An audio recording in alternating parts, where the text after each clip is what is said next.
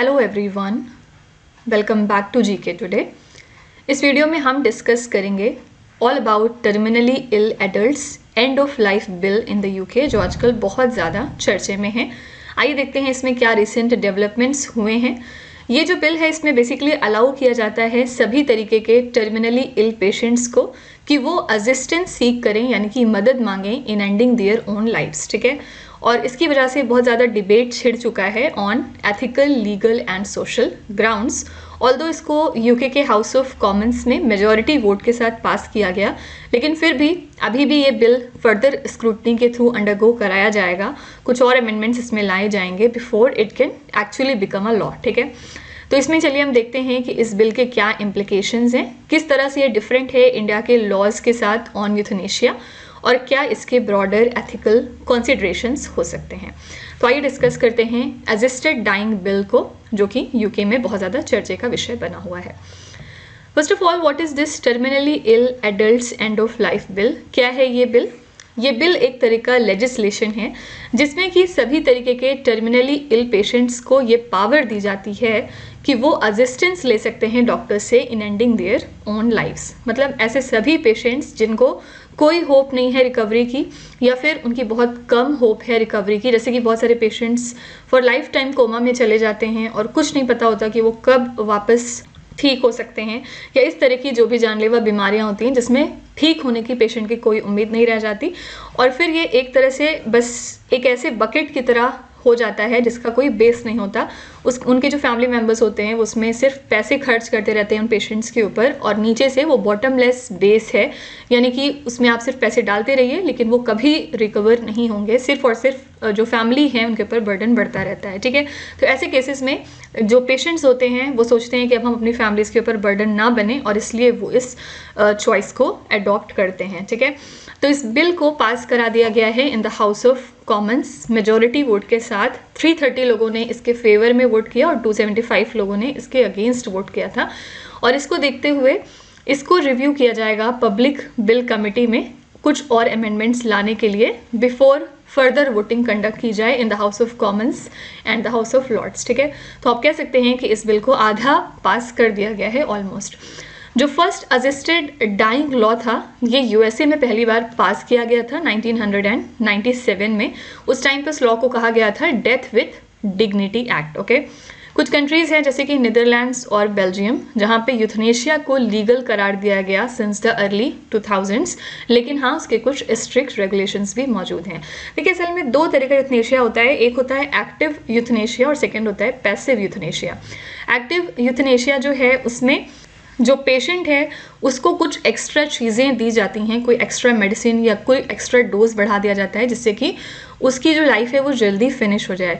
लेकिन जो passive euthanasia होता है उसमें क्या होता है कि आप पेशेंट को जो भी लाइफ सपोर्ट प्रोवाइड कर रहे हैं, जैसे कि अगर आप उसको ब्लड की ज़रूरत है, उसको ग्लूकोज की ज़रूरत है, तो वो सारी चीज़ें जो आप उसको दे रहे थे, ऑक्सीजन मास्क की अगर ज़रूरत है तो वो सारी चीज़ें आप कट ऑफ कर देते हैं जिससे कि पेशेंट की जो डेथ है वो जल्दी हो जाए। ठीक है, तो ये दो तरह के अलग अलग यूथनेशियाज हैं इंडिया के अंदर। याद रखिएगा, पैसिव यूथनेशिया सिर्फ अलाउड है, वो भी बहुत ही स्ट्रिक्ट रेगुलेशंस के साथ। ठीक है, और टर्मिनल इलनेस की जो हमने यहाँ पे बात करी कि टर्मिनली इल पेशेंट्स को सिर्फ ये राइट मिलता है, तो ये कौन से पेशेंट्स होते हैं? ऐसे सभी लोग जिनकी जो प्रोग्नोसिस है वो 6 मंथ्स की है या फिर उससे भी कम है बहुत सारे जुरिस्डिक्शन में।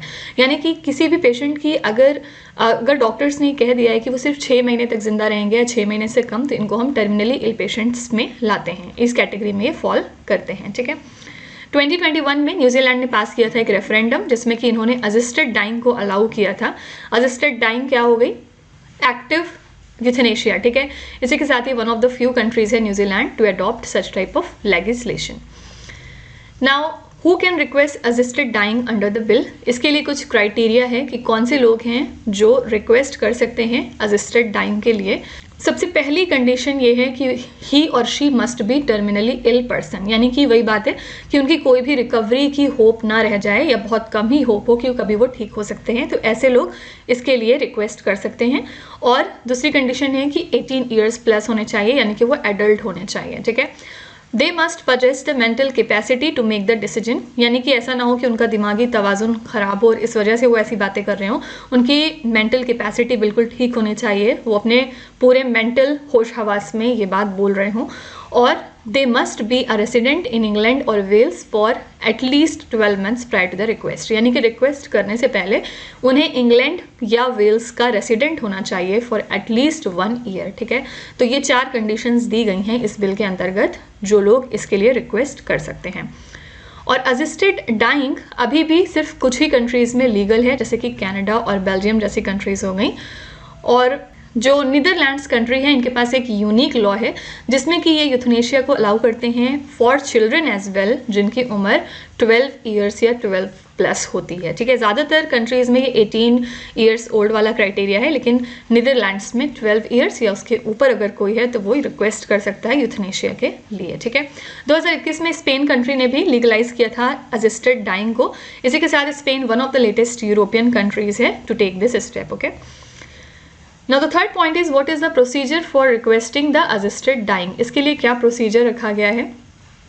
इसमें भी कुछ डिफरेंट स्टेप्स हैं, जैसे कि पेशेंट को सबसे पहले एक डिक्लेरेशन साइन करवाना होगा in the presence of a coordinating doctor, और एक और इंडिविजुअल मौजूद होना चाहिए।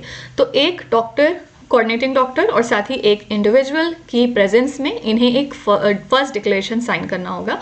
फिर जो कोऑर्डिनेटिंग डॉक्टर है वो एग्जामिन करेगा उनके रिक्वेस्ट को टू एंश्योर कि पेशेंट सारे क्राइटेरिया को फुलफिल कर रहा है जो हमने पीछे पढ़े, यानी कि वो जो 4 क्राइटेरिया हैं वो कवर अप हो कर रहा है पेशेंट या फिर नहीं।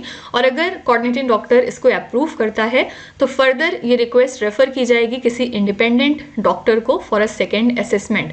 और अगर इन केस दोनों ही डॉक्टर्स इस बात के लिए एग्री करते हैं तो ये जो केस है ये सेंड किया जाएगा हाई कोर्ट को फाइनल अप्रूवल के लिए before the patient can proceed with assisted dying. ठीक है, तो क्या प्रोसेस हमने पढ़ा? सबसे पहले पेशेंट को एक डिक्लेरेशन फॉर्म साइन करना होगा in the presence of a coordinating doctor and an individual, और उसके बाद ये जो कोऑर्डिनेटिंग डॉक्टर होंगे ये रिक्वेस्ट को एग्जामिन करेंगे ये देखने के लिए कि क्या सारे एलिजिबिलिटी क्राइटेरिया ये पेशेंट फुलफिल कर रहा है। और अगर ये अप्रूव करते हैं तो रिक्वेस्ट को फिर एक इंडिपेंडेंट डॉक्टर के पास भेजा जाएगा फॉर अ सेकेंड असेसमेंट, और अगर दोनों डॉक्टर्स ने अप्रूवल दे दिया तो फिर हाई कोर्ट के पास ये मामला चला जाएगा फॉर द फाइनल अप्रूवल, और उसके बाद ही पेशेंट को इस तरह की असिस्टेड डाइंग दी जा सकती है। ठीक है, ये असल में बहुत सेंसिटिव इशू भी माना जाता है क्योंकि असिस्टेड डाइंग के जो लॉज हैं ये अलग अलग कंट्रीज़ में वैरी करते हैं सिग्निफिकेंटली। कुछ नेशंस हैं जो इसको अलाउ करते हैं अंडर सम स्ट्रिक्ट कंडीशंस, और कुछ ऐसे भी हैं जो कि टोटली इसको प्रोहिबिट करते हैं। और फर्स्ट कंट्री जिसने कि लीगलाइज किया था असिस्टेड डाइंग को वो थी कंट्री स्विट्जरलैंड। 1942 में इन्होंने इसको लीगलाइज कर दिया था, जहाँ पे इन्होंने असिस्टेड सुसाइड को भी अलाउ किया था अंडर सम स्पेसिफिक सर्कमस्टेंसेस। ठीक है, और नीदरलैंड्स में असिस्टेड डाइंग को लीगलाइज किया गया 2002 में। इसी के साथ ही फर्स्ट कंट्री थी to formally regulate this practice. Okay, studies ने शो किया है कि मेजॉरिटी ऑफ पेशेंट्स जो कि असिस्टेड डाइंग को रिक्वेस्ट करते हैं वो लॉस ऑफ ऑटोनॉमी को अपना प्राइमरी रीज़न बताते हैं। ठीक है, Now the fourth point is how does assisted dying differ from euthanasia? इसके बारे में पढ़ते हैं कि यूथनेशिया से किस तरह से डिफरेंट है। तो असिस्टेड डाइंग और यूथनेशिया दो अलग अलग बातें हैं। असिस्टेड डाइंग में पेशेंट सेल्फ एडमिनिस्टर करता है किसी सब्सटेंस को टू एंड देयर लाइफ, जैसे कि मैंने आपको बताया कि it is known as active euthanasia not a passive euthanasia. Okay, यानी कि पेशेंट को कोई ऐसा डोज दिया जाता है, कोई ऐसी चीज़ दी जाती है जिससे कि उसकी लाइफ जल्द से जल्द फिनिश हो सके। जबकि जो यूथनेशिया है it entails a doctor actively ending the patients life, यानी कि उससे जो लाइफ सपोर्ट है वो ले लिया जाता है ताकि जो पेशेंट है वो जल्दी फिनिश हो जाए। तो करंट यूके लॉ प्रोहिबिट करता है दोनों ही प्रैक्टिसेस को, ऑल्दो अब ये जो असिस्टेड डाइंग बिल है इसका पर्पज़ है टर्मिनली इल पेशेंट्स के लिए इस तरह के चेंजेस करना जिसमें कि उनको आसानी हो सके। ठीक है, तो स्विट्जरलैंड कंट्री में जो असिस्टेड डाइंग है it is legal for the non residents, जिसकी वजह से लोग दुनिया भर से जाते हैं वहाँ पे इस प्रैक्टिस को अडॉप्ट करने के लिए। ठीक है, तो वहाँ पे रेसिडेंट्स के लिए भी अलाउ है और साथ ही नॉन रेसिडेंट्स के लिए भी अलाउ है।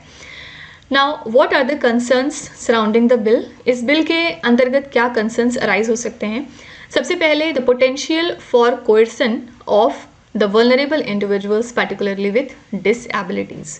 ओपोनेंट्स ने यहाँ पे ये भी आर्ग्यू किया है कि यहाँ पे ग्रेटर एम्फेसिस होना चाहिए हमारे एंड ऑफ लाइफ केयर को इम्प्रूव करने का rather than legalising the assisted dying. इनका कहने का मतलब क्या है कि अगर पेशेंट को इतना खर्चा पड़ रहा है, पेशेंट की फैमिली उस खर्चे को नहीं बियर कर पा रही या पेशेंट नहीं बियर कर सकता है, तो सरकार को चाहिए कि वो इस तरह की फैसिलिटीज़ को इम्प्रूव करे रादर दैन इस तरह के इमोशनल प्रैक्टिसेस को कॉमन करना, जैसे कि लीगलाइजिंग द असिस्टेड डाइंग। ठीक है, तो जो अपोनेंट्स हैं उनका ये कहना है।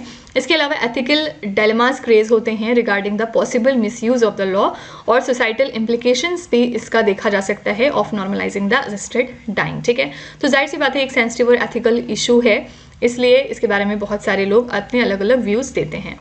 तो बेसिकली जो ओपोनेंट का एक मोस्ट इंपॉर्टेंट पॉइंट है वो क्या है कि गवर्नमेंट को ऐसी फैसिलिटीज़ इंप्रूव करनी चाहिए कि पेशेंट कितने भी जिंदा रहे उसको गवर्नमेंट फिर टेक केयर करे, गवर्नमेंट उसको सारी फैसिलिटीज़ प्रोवाइड करे रादर दैन इस तरह की उनको ऑप्शंस दिए जाएं कि वो अपनी लाइफ इस तरह एंड करें। ठीक है, Now the sixth point is how does the UK's assisted dying law compare to India's approach? India के अंदर आइए देखते हैं कि इसके रिगार्डिंग क्या लॉ है। तो यूके का ये जो असिस्टेड डाइंग लॉ है ये डिफर करता है इंडिया के अप्रोच से डिफरेंट वेज में।